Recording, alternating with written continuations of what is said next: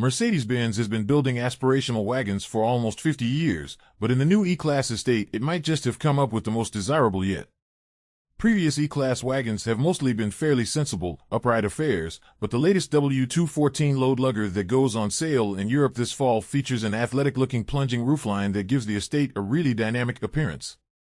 You might say it's a little reminiscent of the old X218 Code CLS shooting brake, though those swollen rear fenders and the pronounced crease above each rear wheel arch means we can't help but think there's some Audi RS6 in there too.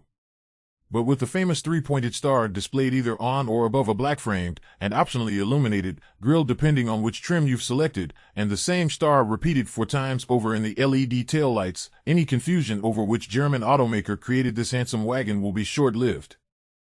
With all this talk of the latest E-Class estate adopting a sportier, more stylish design, you might reasonably presume that practicality has taken a hit in the process. Not so, says Mercedes, which can reel off a ton of measurements to prove that the new car has fractionally more interior space in every measurement except front shoulder room, which is unchanged, and delivers tangible improvements in rear legroom, largely down to a 0.87 inches, 22 millimeters wheelbase stretch. But comparing trunk dimensions of the old and new wagons shows the new car has definitely sacrificed a little space for style. While the seats down figures say capacity has improved almost imperceptibly from 64.2 to 64.6 CUFT, 1,820 to 1,830 liters, with the rear seats in place it actually falls back from 22.6 to 21.7 CUFT, 640 to 615 liters.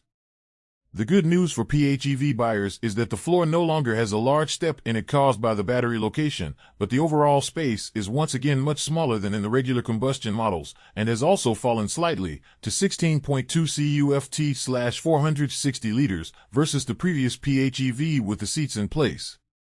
The sole PHEV option in the Euro lineup for this fall's introduction is the E300e, which combines a 201 horsepower, 204 PS, 2.0-liter, 4-cylinder petrol with a 95 kilowatts, 127 horsepower/129 PS electric motor mounted inside the 9-speed automatic transmission.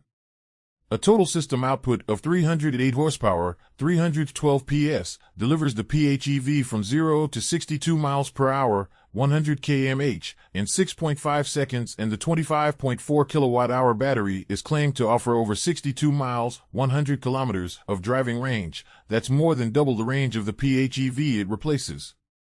Mercedes says more 4-cylinder PHEVs with both diesel and petrol engines will come to Europe later, as will a 6-cylinder diesel, but initially the only other engine options are two 2.0-liter mild hybrids.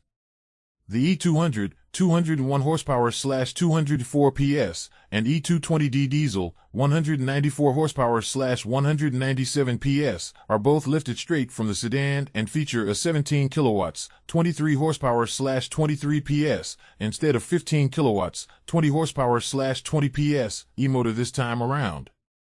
Like their sedan brothers, the E-Class wagons can be optioned with Mercedes Airmatic air suspension on all 4 corners, but the estate goes one better than the sedan by offering standard air suspension at the rear of every model. There's also a selfie camera and Zoom and WebEx app compatibility allowing video conferencing when the car is parked up to keep business types productive, and the infotainment screen can show TikTok and games like Angry Birds for people looking to avoid work altogether. And a new sound visualization system translates the sound of music and effects from films and apps being played through the hi-fi into pulses from the active ambient lighting setup. Other, potentially more useful tech includes digital key, now for both Apple and Android, and an automated parking system, both of which are fitted as standard. That kind of parking has to be done with the driver in the car, but upgrades to remote parking, via smartphone, and memory parking, which can store 5 different maneuvers, are available optionally, as is pre-installation for automatic valet parking, though that's dependent on the passing of relevant laws and suitable parking garages being built with the right hardware. Could the 2024 E-Class wagon persuade you not to go down the obvious path and buy a premium SUV?